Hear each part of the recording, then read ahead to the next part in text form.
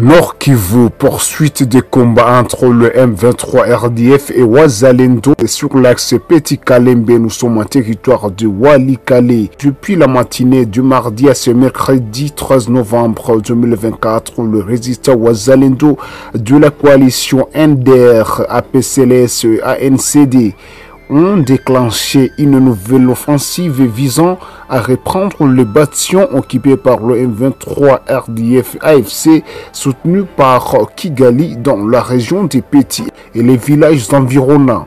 Selon les sources locales, la cité de Petits est actuellement divisée sous le contrôle partiel des forces loyalistes et du VDP d'un côté et du rebelle du M23 de l'autre côté.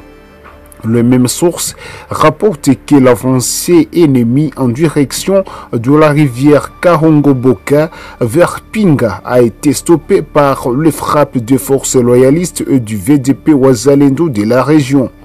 Dans une interview accordée à Estinfo ce mercredi matin, un représentant de la société civile locale a tenu à rassurer la population, affirmant que malgré l'inquiétude croissante parmi les civils, Pinga reste protégé par les forces loyalistes et le VDP Wazalendo. Située dans une zone stratégique, l'agglomération des Petits constitue un point clé ouvrant l'accès vers Kalembe, une entité à la jonction des territoires de Massissi, Rutshuru et Walikale, où les enjeux sécuritaires demeurent pression pour la stabilité de la région. José Bonvagato depuis Nord Kivu. Merci Monsieur le ministre pour la parole. J'ai une toute petite question à vous poser. Fort de l'expérience de Covid-19, vous avez parlé des doses de vaccins, d'autres doses sont attendues, vous parlez des 100 000, mais il y a des cas de résistance. Des gens qui ne veulent pas se faire vacciner, des cas suspects qui refusent carrément, ils préfèrent utiliser l'eau de pondou ou d'autres médicaments traditionnels.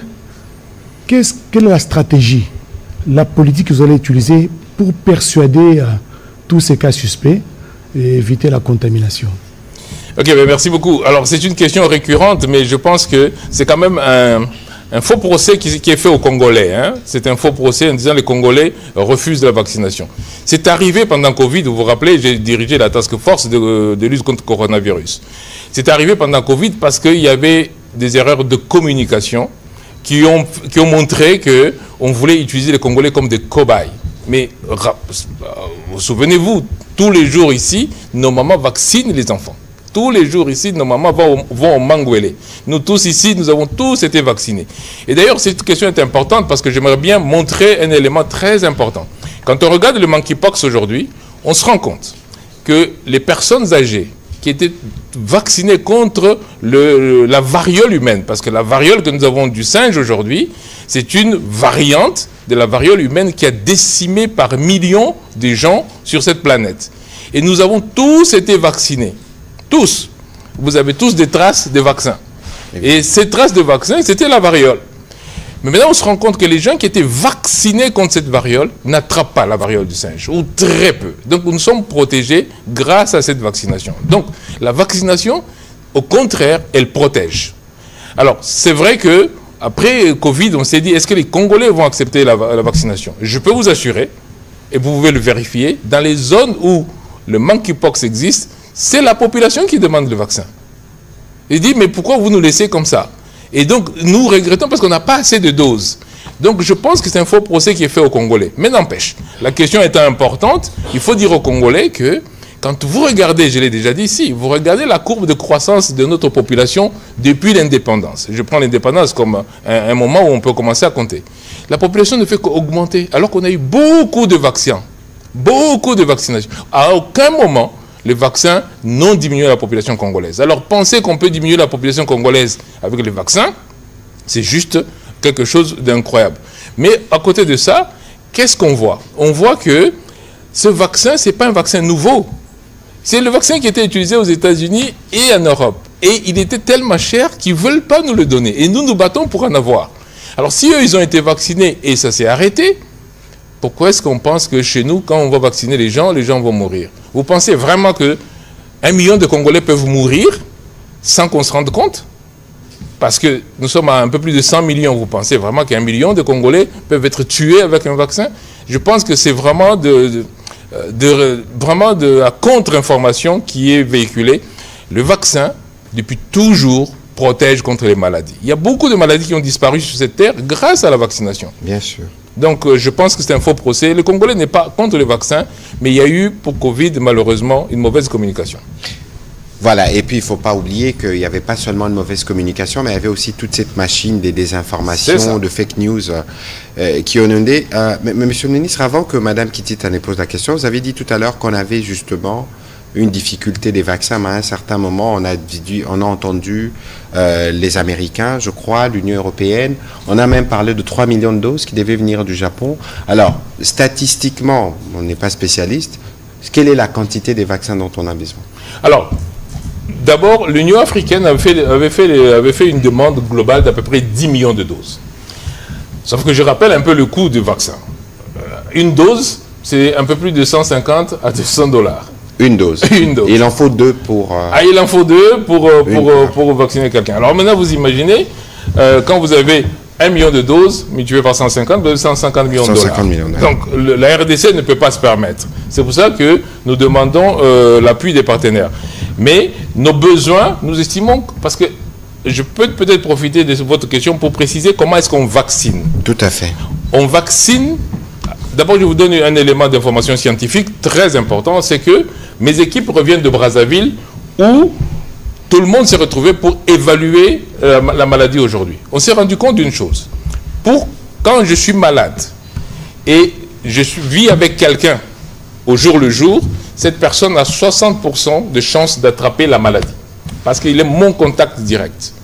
Mais lui qui n'est pas malade, qui est mon contact direct, s'il rencontre quelqu'un dehors, cette personne qui rencontre a 0,12% de chances d'attraper la maladie. Ça veut dire quoi?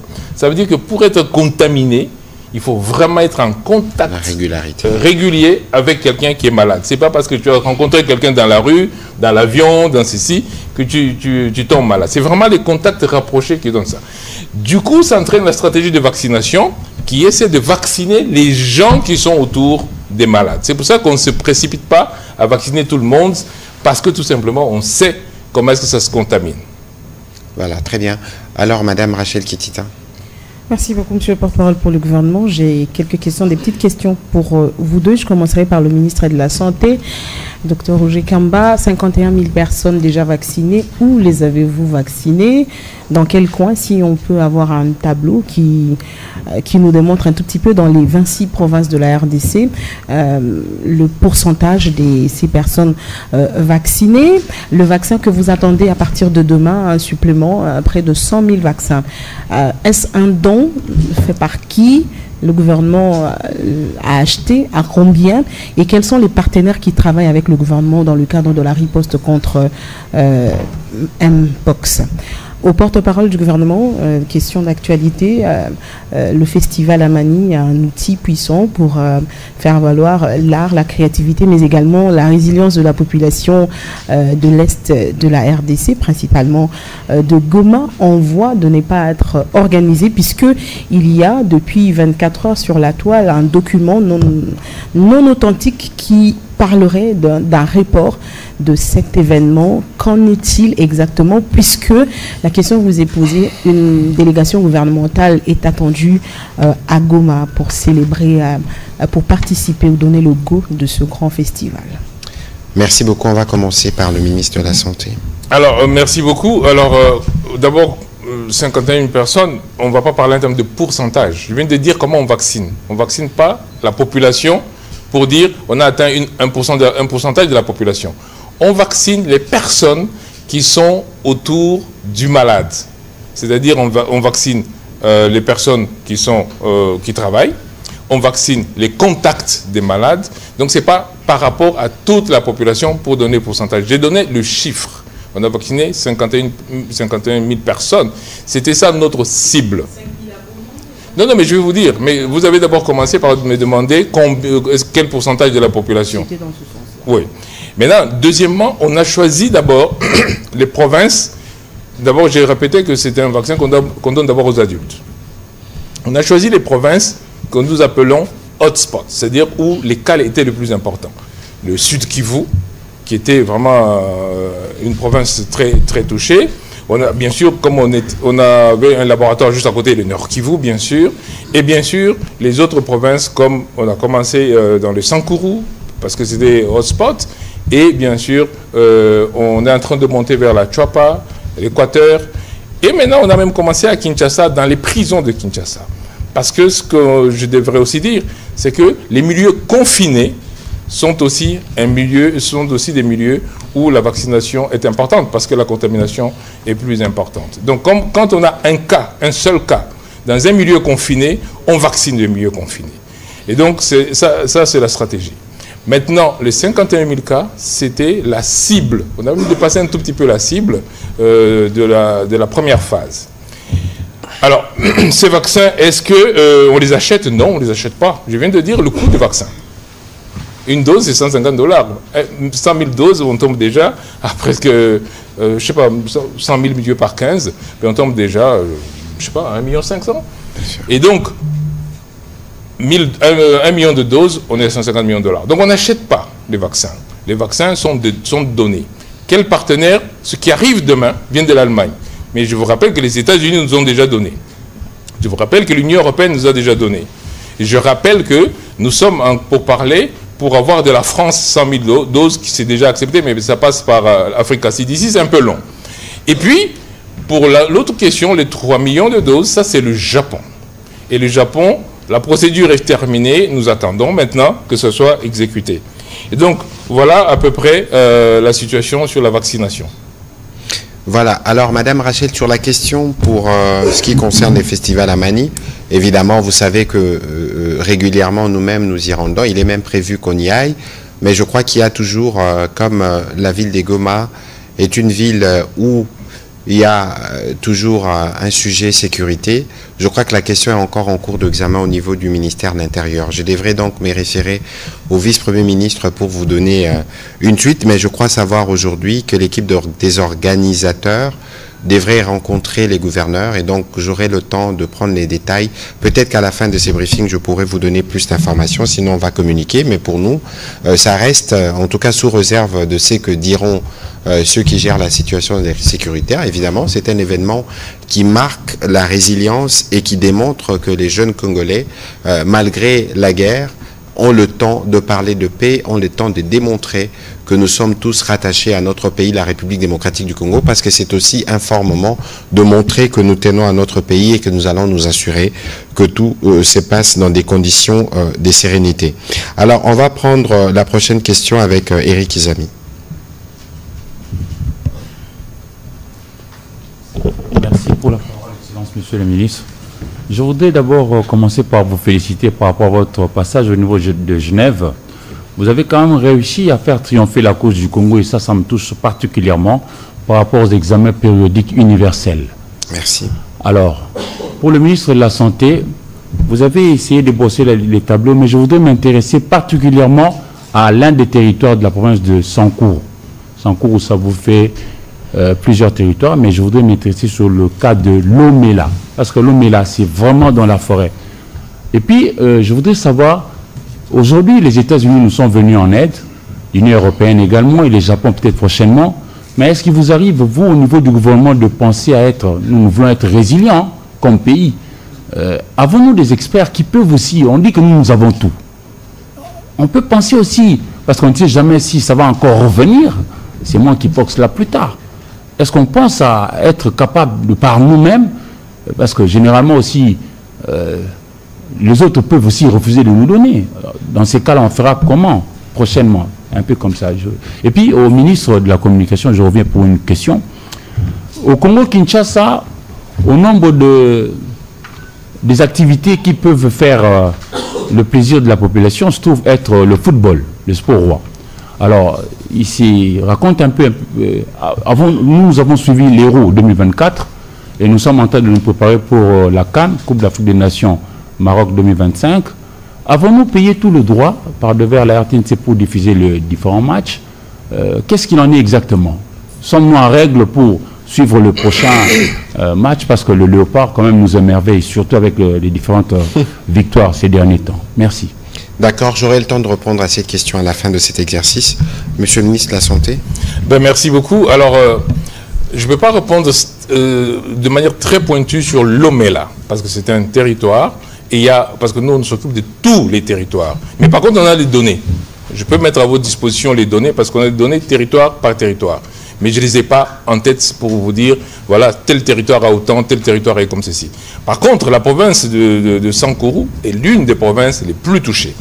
D'ailleurs, quand on regarde au tout début de l'épidémie, la province la plus touchée, c'était l'Équateur. Et ensuite, avec le 1A, comme j'ai dit tout à l'heure. Ensuite, on a vu le Sud Kivu monter très rapidement avec le 1B. Et puis, on a vu arriver derrière, assez vite derrière, le Sankourou. Et donc, c'est l'une des provinces où nous sommes très, très attentifs. Mais je ne peux pas vous dire, voici le nombre pour le territoire de Lomé-là. Mais les données, on les a. À la fin de l'émission, peut-être, mon équipe qui est ici peut vous donner les éléments parce qu'on les a. Par contre, pour la production locale, si vous prenez notre plan national de développement sanitaire, vous allez voir que nous poursuivons deux objectifs. Le premier objectif, c'est de rallonger l'espérance de vie des Congolais. Toutes les mesures qu'on prend, la gratuité de la maternité, amélioration des structures de soins, médicaments de qualité, améliorer la qualité des prestataires, les infirmières, les médecins, tout ça, c'est pour rallonger l'espérance de vie. Mais l'autre côté, c'est que le système de santé participe à l'économie, production locale. Quand nous étions avec le président de la République à l'Union africaine, et j'étais en ce moment-là son conseiller spécial, une des choses qu'on a recommandé, c'est le président de la République qui a recommandé ça. Il était même devenu d'ailleurs le champion de la vaccination et le champion de la lutte contre coronavirus. Une des choses qu'on a recommandé, c'était la production locale. Pourquoi? Parce que l'Afrique consomme à peu près 20% des vaccins du monde. Vous savez, l'Afrique, on a l'impression que les Africains sont les plus vaccinés. Mais non, nous consommons 20% des vaccins du monde. Sauf que nous produisons moins de 2%. Donc tout le reste, nous importons. De l'Inde, de la Chine, de l'Europe, de partout. Et donc la décision qui a été prise, c'est que le secteur de la santé, par l'industrialisation de la production locale, nous puissions le faire. Et donc c'est dans les objectifs de notre plan de développement, national de développement sanitaire. Mais mieux que ça, je suis parti représenter le président de la République à la réunion qu'il y a eu à Paris avec Gavi, avec toutes les grandes organisations, justement pour financer la production locale. Mais votre question est très importante parce que je vais vous montrer une des conséquences si nous ne produisons pas localement. Les 4 pays qui sont prêts à produire localement aujourd'hui, qui commencent à s'apprêter pour produire localement, qui ne produisent pas encore nécessairement, mais qui sont prêts, c'est le Ghana, c'est le Sénégal, c'est l'Afrique du Sud, et tenez-vous bien, le Rwanda. Alors, un jour, si nous ne produisons pas, qu'est-ce qui va se passer? Ces 4 pays vont se répartir. Non, vous produisez celui-ci, vous produisez celui-ci, et puis on vous laisse vous produire. Et si, à un moment, on se retrouve avec un vaccin dont nous avons besoin et qui n'est produit que par le Rwanda, on fait quoi? Donc, produire nous-mêmes, ce n'est pas une option, c'est une obligation. Et nous sommes en train de prendre des mesures pour ça. Et c'est pour ça que c'est dans notre plan de développement sanitaire. Merci. Merci. On va prendre la question de notre ami John Kanyunyu de la Deutsche Welle.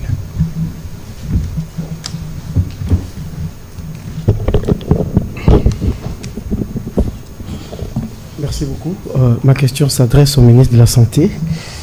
Monsieur le ministre, l'ONG Save the Children a attiré l'attention du monde entier aujourd'hui sur la propagation de la nouvelle souche de Mpox qui touche particulièrement les enfants en RDC et au Burundi.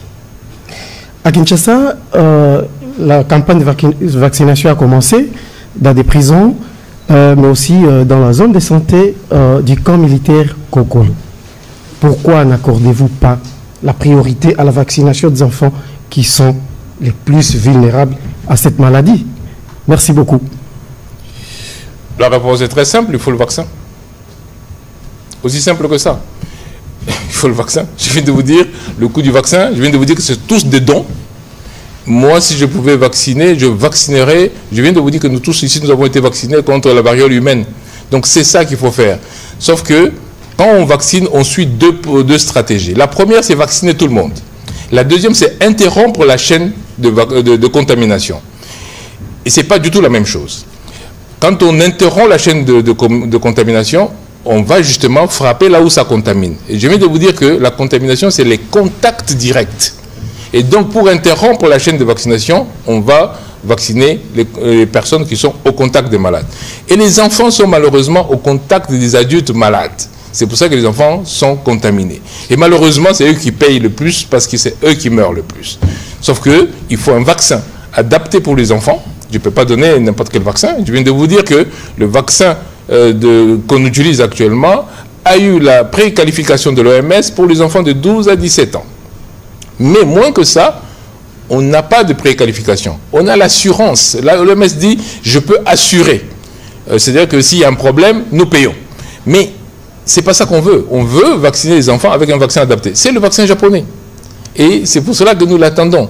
Encore une fois, j'aimerais bien que vous regardiez peut-être, je pense que ça passe à l'écran, la courbe de l'épidémie. Quand vous regardez la courbe de l'épidémie, ça ne correspond pas nécessairement à ce que les ONG disent.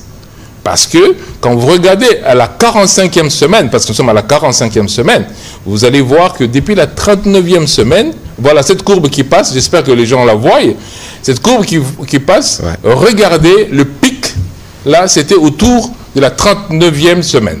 Maintenant regardez depuis lors, qu'est-ce que nous voyons? En sachant qu'aujourd'hui nous investiguons le plus possible, parce que les équipes sont déployées partout. Donc, ce qu'on donne là, c'est ça la réalité de notre pays. Alors, on ne peut pas venir nous dire là, attention, le pays est en train de brûler, tout ça. Non, parce que cette réalité, nous la discutons tous les lundis avec tous les partenaires qui sont là. L'OMS, la Banque mondiale, le Fonds mondial, le Gavi, tout le monde est avec nous. Quand on discute ça, c'est pour ça que dès le départ, j'ai pris la décision d'avoir une réunion stratégique pour qu'on ne vienne pas nous dire, mais on ne sait pas ce qui se passe chez vous, on ne comprend pas. Non, vous êtes avec nous tous les jours, vous suivez, comme ça, vous n'allez pas nous dire quelque chose que vous ne nous dites pas quand nous sommes ensemble. Tout à fait. Voilà. Merci, Monsieur le ministre. On va prendre la question de Monsieur Patrick Lacoué, puis ce sera Madame Merveille Mafuta.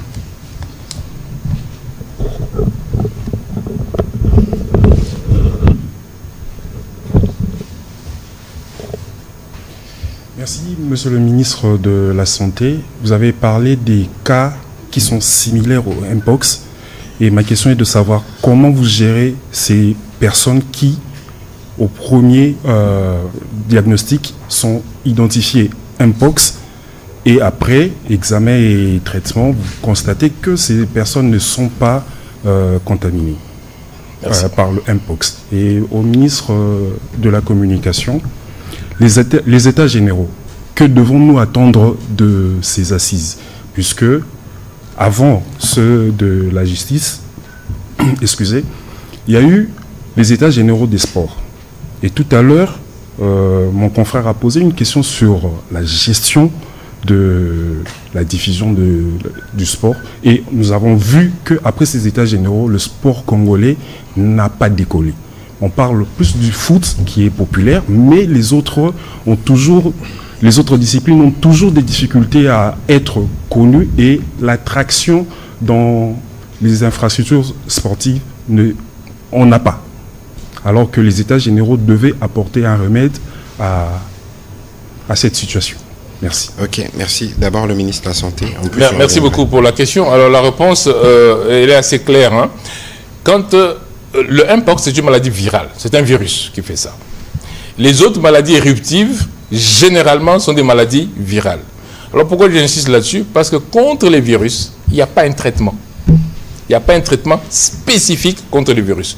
Nous soignons toutes les conséquences de la maladie. Nous soignons la surinfection quand vraiment les bactéries en profitent. Nous soignons les détresses quand elles arrivent. Nous soignons l'anémie parce que c'est une des complications de Mpox. Nous soignons toutes ces choses-là, comme on soignerait une autre maladie virale. Maintenant, l'avantage du diagnostic, c'est de pouvoir libérer quelqu'un qui n'a pas le Mpox pour qu'il ne reste pas en contact avec celui qui a Mpox. C'est ça l'avantage du diagnostic pour dire on sépare les cas certifiés des cas non certifiés. Deuxièmement, ça nous permet de voir aussi, tiens, ça c'est une rougeole. La rougeole peut avoir besoin d'autres mesures de prise en charge. Rappelez-vous que c'est surtout les enfants qu'on essaye de sauver parce que c'est eux qui meurent le plus. Plus de 60%, ce sont les enfants. Et donc, en termes de traitement, c'est la même chose au départ parce que ce sont des maladies virales. Mais en termes maintenant d'évolution, le Mpox, on sépare parce qu'on veut stopper la contamination et on ne veut pas contaminer les gens qui ont déjà une autre maladie, qui sont peut-être fragiles. Sauf qu'au départ, nous ne le savons pas. C'est le test qui vient nous confirmer que ça, parce qu'on fait les séquençages, on va vous dire, tiens, ça, c'est le Mpox. Et puis, on les libère de l'hôpital pour le rendre à la maison en sachant que même s'ils ont des boutons, ce n'est pas le Mpox. Alors, sur votre question très rapidement, parce que le sujet aujourd'hui reste le sujet Mpox, non, on fait des états généraux, pourquoi? Parce que nous sommes avec un médecin. Lorsque vous vous présentez à l'hôpital, la première chose qu'on fait, on fait les diagnostics. Après avoir fait les diagnostics, on vous propose une thérapie.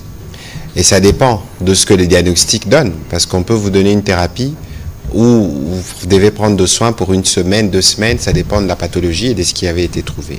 Et donc l'idée derrière les états généraux d'abord, c'est toujours de se remettre en question, de faire le point où nous sommes, donc les diagnostics. Nous l'avons fait dans les secteurs de la communication et des médias. Nous avons fait un diagnostic, il y a eu des recommandations. L'une des recommandations a été rendue visible ou possible il y a 2 ans. Il y a quelques mois, et pourtant ça fait 2 ans qu'on en parle. Donc la thérapie, ça prend du temps parce qu'il y a beaucoup de problèmes structurels pour lesquels on n'a pas donné de réponse. Alors quand vous revenez, vous parlez du sport, le sport n'a pas décollé. Bon, je ne sais pas qu'est-ce qui vous fait dire que le sport n'a pas décollé. Quelles sont vos références? Parce que si moi je regarde les résultats de jeunes athlètes congolais au récent jeu de la francophonie, il y a de quoi nous dire, au-delà de la pauvreté, au-delà des difficultés, les jeunes ont plutôt bien presté. Ça c'est un fait, c'est un acquis. Et puisqu'on parle encore de sport, je ne pense pas qu'on a autant investi dans les secteurs de sport qu'on l'a fait durant les 2-3 dernières années. Non pas seulement par rapport au jeu de la francophonie, mais regardez l'aréna qui est en cours de construction. Ça veut tout simplement dire que pour le président de la République, les sports est un vecteur stratégique qui permet pas seulement l'encadrement de nos jeunes, mais qui permet aussi d'assurer les rayonnements du pays à travers la participation. Évidemment, nous savons tous que le sport roi, c'est le football, un peu comme la musique dans l'art, parce lorsqu'on parle des arts ici, au ministre des Cultures et Arts, la tendance est de ne regarder que la musique et pas les autres disciplines. Mais l'idée ici, je crois qu'il faudra qu'on en rediscute avec le ministre Aboudimbo pour qu'il nous refasse le point de ce qui avait été prévu, parce que je sais qu'il est prévu la construction des stades municipaux, pas seulement, mais il faut réfléchir aussi plus tard sur comment nous prenons en charge les différentes fédérations, parce que les trésors publics n'ont sûrement pas toutes les ressources qu'il faut par rapport aux besoins que le sport peut nécessiter. Ailleurs, le sport s'est fait financer par des partenaires et par des sponsors. Mais c'est des réflexions qui sont à table et pour lesquelles nous travaillons à trouver des solutions. Alors, sur la question spécifique portant sur la diffusion de matchs de Léopard, c'est toujours un sujet parce que nous payons des droits de diffusion. Et généralement dans la procédure, donc nous avons déjà saisi le ministre des Finances. Je crois qu'il était aujourd'hui occupé à la question du FMI, mais je pense que d'ici 48 heures, les dispositions seront prises au niveau du ministère des Finances pour permettre aux Congolais de communier avec les léopards. Parce qu'il faut rappeler que c'est quand même inédit des dernières années de voir nos léopards être qualifiés après avec 12 points. Donc ils ont gagné tous les matchs, ils ont superbement bien presté, que ce soit au pays ou à l'étranger, et qui méritent d'être suivis et soutenus. Donc c'est une question qui est suivie de près au niveau du gouvernement, et j'espère que nous aurons une suite du côté de mon collègue des Finances pour ne pas louper cette opportunité de match. Monsieur le ministre est désolé de l'intrusion sur le sujet. On va continuer sur le sujet Mpox avec Madame Mafuta. Allez-y, s'il vous plaît. Merci beaucoup à vous, Monsieur le ministre. Je commencerai par vous, ministre de la Santé publique, Hygiène et Prévention sociale, Docteur Nkamba. Je profite de votre présence parce que qui dit ministre de la Santé dit question sanitaire. Mais là, j'aimerais poser une question sur une autre maladie qui concerne les Congolais, qui diminue le nombre des Congolais, mais aussi des Quinois. On parle du cancer. Nous sortons de Octobre Rose, nous sommes dans Novembre Bleu. Le cancer est une maladie qui frappe très souvent la population congolaise. Là, je parle de la junte féminine. Dans ce briefing, nous le représentons quand même parce qu'il y a beaucoup de femmes. Le cancer du sein, mais aussi le cancer de la prostate. Aujourd'hui, lorsqu'on parle du cancer, la plus grande problématique qui revient, ce sont les infrastructures, les appareils, plus dans la question de la prise en charge. Les spécialistes du domaine nous disent que voilà, la RDC, elle ne répond pas en ce qui concerne la prise en charge parce qu'il y a un manque criant en ce qui concerne cette question. Nous avons en face de nous le ministre de la Santé. Quelle est la véritable réponse du gouvernement face à cette problématique? Et à vous, monsieur le ministre de la Communication, Patrick Muyaya, vous avez parlé des États généraux de la justice. C'est quand même un grand rendez-vous qui rassemble plusieurs autorités du pays, mais aussi étrangères. Aujourd'hui, les États généraux de la justice sont jetés en pâture. Je parlerai de la quintessence, surtout dans un réseau social que l'on connaît le tous. Il s'agit de TikTok, parce qu'il y a eu diffusion d'une scène obscène qui a été sortie de son contexte. C'est parti dans tous les sens. Vous avez lancé un atelier sur la salubrité ou encore sur la modération ou la gestion de ce réseau social. Quelle est la réaction efficace du gouvernement de la République en ce qui concerne les algorithmes de ce réseau social, surtout en Afrique, mais surtout en RDC? Merci. Ouf, merci. On y répondra. Monsieur le ministre de la Santé, allez-y s'il vous plaît. Merci beaucoup, madame. Alors, d'abord, les chiffres. Selon les travaux qui ont été faits par l'école de santé publique, ensemble avec l'Agence internationale de l'énergie atomique, en 2021, nous savons qu'on a à peu près 48 000 nouveaux cas de cancer chaque année. Ça, c'est le chiffre. Le problème du cancer n'est pas tellement en termes de nombre, même si le nombre augmente très vite, mais c'est surtout en termes de son poids dans la mortalité. Je vous donne un exemple. J'ai visité, il y a 2 ou 3 jours, là, le centre Nganda, qui prend le cancer, pour ne pas le citer. Et ils ont 6% des malades qui viennent pour le cancer. Mais ils ont 40% de décès liés au cancer. Vous voyez la différence entre le poids du nombre et le poids de décès. Donc le cancer, c'est un problème majeur. Ça, c'est le premier chiffre. Le deuxième chiffre, c'est que dans notre pays, la mortalité en général est tenue par des maladies que l'on peut soigner facilement, comme les maladies infectieuses, comme la mortalité de la mère et de l'enfant, comme les maladies respiratoires, comme les maladies liées à la malnutrition. Tout cela, les traumatismes de la route, et tout cela fait à peu près 60% de notre mortalité. Cependant, on voit arriver très rapidement des maladies qu'on appelle les maladies chroniques, dont le cancer, qui actuellement représente déjà 8% des décès. Ça veut dire que nous sommes en train de shifter, nous sommes en train de bouger notre épidémiologie, on va vers des maladies chroniques. C'est pour ça que la réponse rapide est très importante avant qu'on y arrive. Alors vous dites, oui, le traitement est très lourd, c'est vrai. Mais on peut faire beaucoup de choses avant que le traitement devienne lourd, notamment le dépistage. Chez la femme, la première cause de mortalité, c'est le cancer du col de l'utérus. Et ce cancer-là, on peut le prévenir. D'abord, on peut le prévenir, c'est-à-dire qu'on sait qu'en Occident, on prévient, on vaccine les petites filles parce que c'est causé par un virus. C'est causé par un virus. Donc, si on évite ce virus-là, malheureusement, il vient avec les rapports sexuels, ça veut dire qu'il arrive autour de 14-15 ans. Donc, si on protège l'enfant avant ça, eh bien, le cancer du col de l'utérus chute. Et donc, la prévention, eh bien, c'est quelque chose qui est accessible. Deuxièmement, le dépistage précoce, c'est-à-dire avant que la maladie ne devienne généralisée, peut être soigné localement, même par une infirmière. C'est pour vous montrer qu'il y a des choses que l'on peut faire en amont. Si vous prenez le cancer du sein, eh bien, il y a des phases où la simple chirurgie arrête tout. On n'a pas besoin de chimio. On fait juste la chirurgie, ça s'arrête. Et donc, tous ces cancers-là peuvent être prévenus.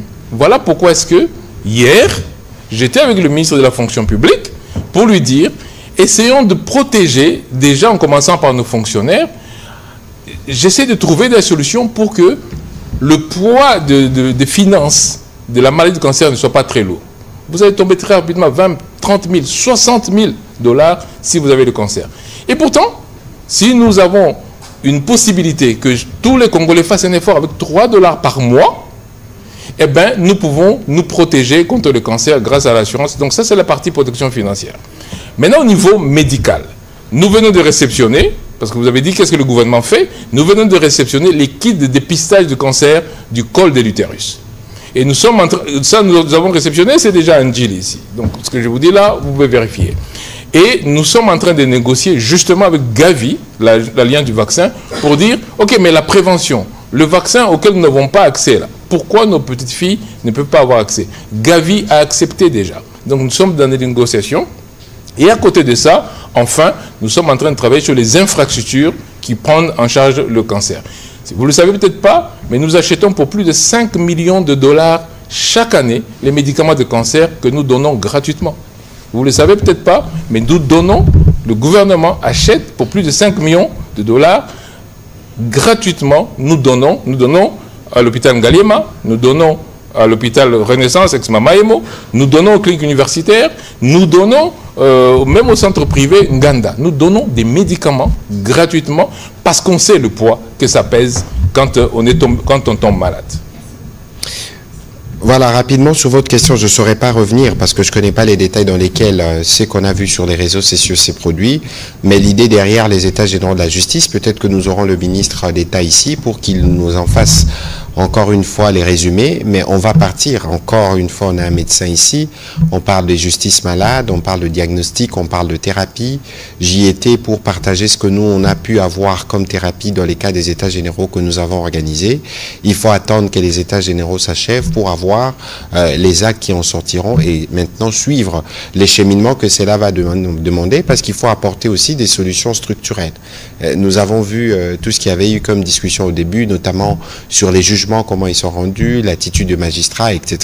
Mais toutes ces questions ont été analysées. Pour ce qui nous concerne, en tout cas dans les secteurs de médias, j'ai rappelé que nous avions une nouvelle loi qu'on avait baptisée d'ailleurs loi Mouyaya et je suis revenu sur l'article 112 qui suppose que le journaliste ne peut pas être arrêté, en tout cas pour un article qu'il a publié, sans que la personne lésée n'ait publié un droit de réponse. Il y a matière à débat parce qu'il y a certains qui se disent journalistes mais qui ne les sont pas véritablement et qui de mauvaise foi jettent en pâture l'image et la réputation des personnalités. Est-ce que cela doit s'appliquer à ceux-là? Clairement, non, je dirais. C'est pour ça qu'entre-temps, nous travaillons aussi avec l'UNPC pour la renforcer, pour qu'elle soit en mesure, à travers les tribunaux de pair, d'être les juges des journalistes. Vous avez parlé de l'atelier que nous organisons sur TikTok. Oui, évidemment, sur ces podiums, je disais qu'il n'était pas exclu, en tout cas comme gouvernement, que nous envisageons la fermeture de ces réseaux sociaux. Parce que si ces réseaux sociaux servent à distiller des fake news, on parlait tout à l'heure, on parle de Mpox, on parle de Covid, de tous ces préjugés. Il faut qu'aujourd'hui nous soyons en mesure, nous, de capitaliser du fait d'avoir ces réseaux sociaux. Encore qu'il faut que nous assurer, nous aussi parents, que des enfants, par exemple, des 0 à 16 ans, ne peuvent pas avoir accès à ces réseaux sociaux parce que vous ne savez pas toujours contrôler les contenus.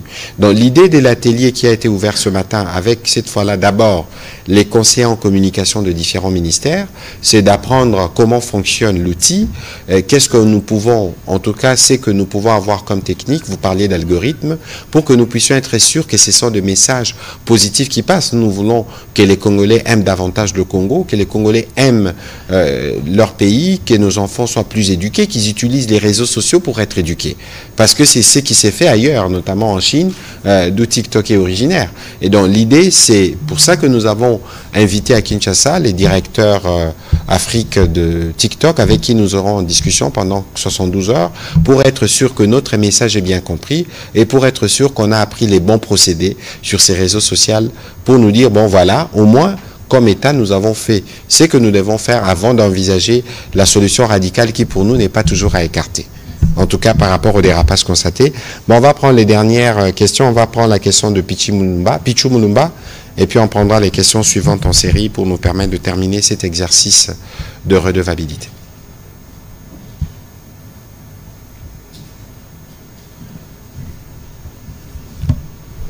Merci beaucoup, Monsieur le ministre, pour la parole. Monsieur le ministre de la Santé, permettez-moi de sortir de la riposte pour rester tout de même dans votre secteur avec deux petites questions. Quelle est l'évolution actuelle du dossier concernant l'hôpital du Cinquantenaire après la résiliation du contrat des partenariats qui l'est lié? Et puis la dernière préoccupation, en ce qui concerne l'extension de la couverture santé universelle à travers les pays, où en êtes-vous? Ok. Bien, merci beaucoup. Alors l'hôpital du Cinquantenaire, c'est très simple, c'est notre hôpital, on le récupère. Point. Mais je peux élaborer en disant que le contrat qui liait le gouvernement au prestataire était un contrat signé par le ministre de la Santé et le partenaire. Ce sont les deux qui ont signé. Mais ce contrat, en son article 10 ou 11, dit que si l'une des deux parties estime que l'autre ne remplit pas les conditions, elle peut décider unilatéralement de rompre le contrat et de demander des dommages-intérêts. Donc, automatiquement, la personne qui peut rompre ce contrat, c'est le ministre de la Santé. Deuxièmement, je suis en droit de demander les dommages et intérêts. C'est le contrat qui le dit. Si vous prenez le contrat, vous allez voir ça. Ça, c'est la première chose. Moi, j'estimais que cet hôpital n'était pas géré de manière à rendre service à notre population. On a vu à plusieurs reprises des situations incompréhensibles. Cet hôpital n'est pas une morgue, c'est un hôpital. C'est l'un des hôpitaux le mieux positionné dans notre pays, le mieux construit, le mieux équipé, alors qui ne rend pas service à la population. Mais à côté de ça, il y a aussi nos prestataires, les Congolais qui travaillent là-bas, qui sont dans des conditions où chaque fois... D'ailleurs, le président de la République, lors de l'avant-dernier conseil des ministres, l'a dit. Écoutez, regardez comment est-ce qu'on traite nos prestataires, on traite les Congolais par certains partenaires étrangers. Eh bien, moi, j'ai dit non. Et quand je suis arrivé, quand même, il faut respecter les choses. Je demandais à l'IGF de faire l'enquête pour évaluer, en tant qu'inspection générale des finances, quelle est la manière dont cet hôpital a été géré. L'IGF m'a rendu le rapport en juillet, et ce rapport est très clair. Le partenaire ne respecte aucune des dispositions de ce contrat. À partir de ce moment-là, pour moi, la question ne se pose même pas. Donc c'est rompu. Maintenant, j'avais demandé de mettre une équipe qui accompagne, parce que le contrat nous oblige 6 mois de préavis, une équipe multisectorielle, représentant du président de la République, de la Première ministre, de l'IGF et de la Santé, pour accompagner la période de préavis. Et donc, d'ailleurs, j'attends juste, j'ai déjà le nom pour la présidence de la République, pour la primature, j'attends juste le nom du représentant de l'IGF. Et hier, j'ai eu la Ligeti qui m'a confirmé qu'il m'a envoyé quelqu'un pour constituer cette équipe qui accompagne le préavis jusqu'à ces 6 mois. Et en attendant, j'ai quand même bloqué tous les comptes. Parce qu'il ne faut pas que la gestion pendant les 6 mois-là, si elle n'est pas bonne, ça peut aggraver la situation. Donc c'est pour ça que j'ai bloqué les comptes. Voilà la situation de l'hôpital cinquantenaire. Quand on va récupérer l'hôpital complètement, quand le préavis sera fini, en ce moment-là, on décidera. J'ai déjà donné instruction aux universitaires, à la faculté de médecine pour penser comment est-ce qu'on peut utiliser cet hôpital comme un hôpital spécialisé. Doit-on en faire un hôpital de traumatologie parce que des gens tombent partout, sont blessés partout? Est-ce qu'on doit faire un hôpital plus basé sur les maladies infectieuses parce qu'on en a beaucoup? Et donc là, nous sommes en train de réfléchir pour en faire un hôpital spécialisé. Telle est la situation. Maintenant, pour ce qui est de l'extension de la gratuité, je vous rappelle que cette gratuité a commencé le 5 septembre 2023 et c'était un budget pour 1 an pour la ville-province de Kinshasa. Le 1 an devait arriver fin août, parce que c'était 1 an, et la prochaine allocation devait arriver. La prochaine allocation est arrivée avec 2-3 mois de retard. Il y a eu d'ailleurs, vous avez suivi un moment, il y avait des grognes en disant oui, mais où est l'argent de la gratuité? C'était pendant les 3 mois là où effectivement le nouveau ministre qui arrivait devait d'abord s'assurer de la trésorerie avant de payer. Mais il a payé il y a 1 mois et donc ça continue. Et du fait qu'il a payé, on a rajouté 5 provinces. Et donc ces 5 provinces, comme nous parlons là, nos équipes sont dans les provinces, notamment au Kasaï oriental, à la Chopo, à l'Équateur. Donc on rajoute 5 provinces. Quand il va payer encore, on rajoute de telle sorte que, je pense d'ici février ou mars, on va pouvoir couvrir toutes les provinces parce que maintenant c'est budgétisé. Voilà, on termine Liévin Luzolo et Benoît Niemba rapidement, et puis on va terminer cet exercice. Monsieur le ministre de la Santé, parce qu'on parle de la riposte, et ma question est celle-ci. Aujourd'hui, réellement, comptez-vous sur les agents de votre secteur, notamment le secteur de la santé, pour riposter contre le Mpox? Quand on sait que ces derniers menacent souvent de gréver pour leurs arriérés ou encore leur salaire, et quand on sait également que ceux qui ont presté en 2019 pour la riposte contre la Covid-19 réclament l'air dû jusqu'à ces jours. Est-ce que vous comptez vraiment avec ces agents pour riposter contre l'Mpox? À notre patron de médias, Iziami l'avait déjà dit, félicitations pour votre passage à Genève. Ma question est maintenant celle-ci. Maintenant, il y a une nouvelle administration aux États-Unis, à la Maison-Blanche. Alors, quels commentaires faites-vous avec l'arrivée de Donald Trump, notamment avec la guerre d'agression dans la partie est de notre pays? Wow. On va prendre la dernière question des Benoît Niemba. Excellence, je reviens sur la vaccination dans les maisons carcérales. Vous connaissez la situation aujourd'hui de surpopulation carcérale dans nos prisons et le cas est presque similaire dans toutes les prisons. Alors, ma question est celle de savoir, Monsieur le ministre, parce que vous vous plaignez qu'on n'a pas assez de vaccins. Est-ce qu'il y a un nombre ou un quota prévu de doses de vaccins pour vacciner de prisonniers, s'il faut le dire? Okay. Oui, allez-y, Monsieur le ministre. Merci beaucoup. Alors, pour la première question, est-ce que je compte sur les agents? Moi, quand j'étais petit, ma mère me disait, quand tu vois un serpent, tue-le avec ce que tu as en main. Ne va pas chercher autre chose.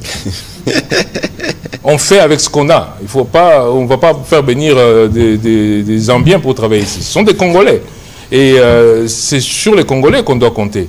Bien entendu, quand ils font des mouvements de grève, ce n'est pas de bonne foi. Il n'y a personne qui dit « j'ai envie de faire grève ». C'est souvent parce qu'il y a des vraies revendications sociales. Il n'y a pas longtemps, on était encore avec eux à Bibois pour essayer de trouver la solution. Moi, je ne pense pas qu'on peut négliger ou sous-estimer nos Congolais. Ce sont eux qui nous soignent tous les jours. Donc on ne peut pas dire est-ce qu'on compte sur eux. Mais on doit compter sur eux, on n'a pas le choix de toute façon. À moins de créer une autre, je sais pas, population pour venir. Non, nous sommes Congolais, nous faisons avec les Congolais, nous avons des difficultés. Mais ces difficultés, nous les combattons ensemble. Je ne veux pas laisser mes agents pour aller chercher d'autres personnes. Mais quand ils réclament, ils ont souvent raison de réclamer. Moi, je vous le dis. Parce que, sincèrement, on a besoin que ces gens puissent vivre assez dignement. Donc, on n'a pas besoin de les blâmer davantage. Non, c'est avec eux. Mais c'est avec eux qu'on a lutté contre Ebola. C'est avec eux qu'on a lutté contre Covid. C'est toujours avec eux qu'on va lutter contre Mpox. Maintenant, pourquoi est-ce que, sous Covid, il y a eu ces réclamations d'argent? Parce que pendant ce temps-là, on a fait une riposte où on a sorti les gens de leur contexte. On a dit, maintenant, pendant ce temps, vous vous occupez d'abord seulement de la riposte. Et on va vous payer comme tel. Moi, j'ai dit non. C'est le système de santé, ce sont des agents de santé. On riposte contre Mpox dans le système de santé. Bien entendu, il y a des gens qui travaillent un peu plus, mais s'ils sont dans le système de santé, il faut leur donner une prime quand ils travaillent plus. Mais c'est le système de santé. S'il y a une épidémie de diarrhée, de méningite, on va chaque fois dire on prend de nouvelles personnes? Non. Maintenant, la question de la surpopulation carcérale, malheureusement, c'est une réalité. Je pense que le ministre de la Justice qui fait les états généraux l'a dit et répété. J'ai répété comment est-ce qu'on fait la vaccination. Pour les populations carcérales, donc les populations qui sont agglomérées dans des petites zones, on vaccine tous. Et on les fait comme priorité quand on trouve un cas. Tant qu'on n'a pas trouvé un cas, rappelez-vous, la vaccination, c'est pour éviter, c'est pour rompre la chaîne, ce n'est pas pour vacciner les gens tout simplement. C'est quand il y a un début qu'on vaccine tout le monde pour rompre la chaîne. Et donc, il n'y a pas de vaccins réservés, il y a une stratégie adaptée à chaque situation. Voilà. La question de Liévin Luzolo sur l'élection de Donald Trump. Je crois que le président de la République a félicité son homologue américain qui a été élu et que les Américains ont fait leur choix. Donc, c'est la démocratie. Nous avons tous suivi comment cela s'est déroulé. Et donc, et nous, comme République démocratique du Congo, nous avons une relation particulière avec l'administration américaine de manière générale. Je crois que les relations vont continuer dans ce sens. Et donc, pour ce qui nous concerne, pour la situation dans l'Est, je ne voudrais pas rappeler tout ce que nous avons déjà comme ligne de combat, front diplomatique, front militaire, front judiciaire, front économique, front médiatique. Nous allons nous maintenir dans cet ordre. Et parce que nous savons que le gouvernement américain, notamment à travers Madame Avril Haines, qui dirige la communauté des renseignements américains, était particulièrement impliqué. Nous espérons qu'ils feront plus de pression dans le cadre des mécanismes qui sont prévus pour que la guerre dans l'Est, la RDC, se termine. Pour le reste, les sujets pour nous, c'est de voir comment, en terminant cette guerre, nous allons embrasser les questions des développements. C'est sur quoi nous allons nous focaliser, parce que c'est pas sur ces questions des développements, on ne doit pas compter sur les autres, on doit d'abord compter sur nous. Donc l'idée, c'est que nous-mêmes, nous travaillons autour du président de la République pour trouver des solutions durables à ces problèmes. Et si les pays partenaires ont la puissance qu'il faut pour appuyer les démarches en cours, cet appui ou ces appuis sont les bienvenus. Donc voilà le commentaire que je pouvais faire à ce sujet. Monsieur le ministre, nous allons terminer cet exercice. Quels peuvent être vos mots des conclusions? Alors les mots de conclusion, de mon point de vue, sont assez simples. C'est que l'épidémie est encore en cours, mais la tendance que nous observons depuis 3-4 semaines, c'est une décroissance progressive, très lente, mais qui commence à montrer que la façon dont nous avons répondu à cette épidémie peut permettre qu'on y mette fin. Je rappelle juste que l'épidémie qui a touché les États-Unis d'Amérique et l'Europe a pris 6 mois avant de se terminer. Donc, je pense que nous avons une grosse expérience et cette expérience-là est en train de montrer que nous pouvons effectivement affronter ce type d'épidémie. Nous avons de gros besoins. Malheureusement, les vaccins, nous ne pouvons pas les acheter, nous ne pouvons que demander. Et ça, c'est une limitation pour laquelle nous faisons encore le plaidoyer. Voilà, merci beaucoup, Monsieur le Ministre. Je ne saurais pas terminer cet exercice de redevabilité sans vous annoncer la bonne nouvelle du jour. Je crois que vous l'avez déjà lu. Donc, les autorités de la République démocratique du Congo sont parvenues à un accord préliminaire au niveau de service avec le Fonds monétaire international. Et cet accord, ce nouveau programme sera axé sur la lutte contre le changement climatique, soutenu par la Facilité pour la résilience et la durabilité.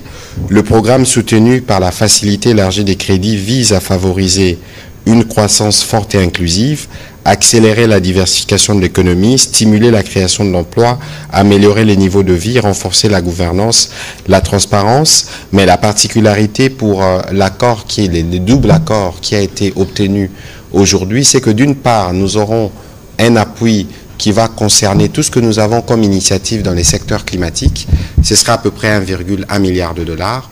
Et de l'autre côté, nous aurons un appui dans le cadre de la facilité élargie des crédits, donc un nouveau programme triennal d'à peu près 1,7 milliard.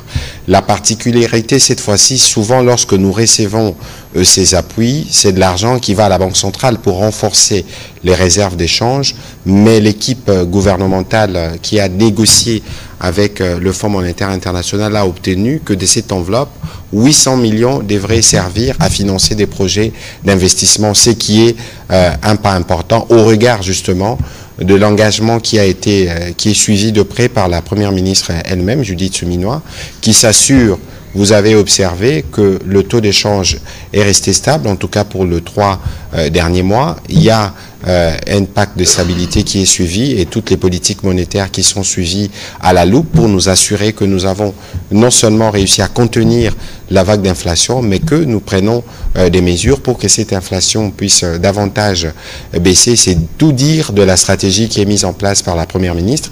Peut-être qu'alors nous aurons l'occasion de recevoir à ce sujet le ministre des Finances lui-même qui viendra nous donner les spécificités, expliquer la stratégie gouvernementale dans les discussions qui ont été en cours et quelles sont les politiques des resserrements qui ont été mises en place ou d'amélioration des réformes qui ont été mises en place pour nous permettre de parvenir à ces points avec nos partenaires traditionnels. C'est illustratif de tout ce que nous faisons autour du président de la République, Félix Antoine Tshisekedi, parce que c'est lui qui donne l'impulsion de toutes ces actions. Voilà, c'est sur ces mots qu'on va terminer l'exercice de redevabilité de ce soir. Monsieur le ministre, merci beaucoup pour votre disponibilité. Sur la santé, il y a beaucoup à dire parce que ce que vous disiez tout à l'heure en réponse à la question de Madame Mafuta sur le cancer, je pense qu'il y a des sujets qui doivent être un peu plus approfondis. Donc nous trouverons des créneaux avec vos services pour voir dans quelle mesure on fera encore davantage de communication sur ce que nous faisons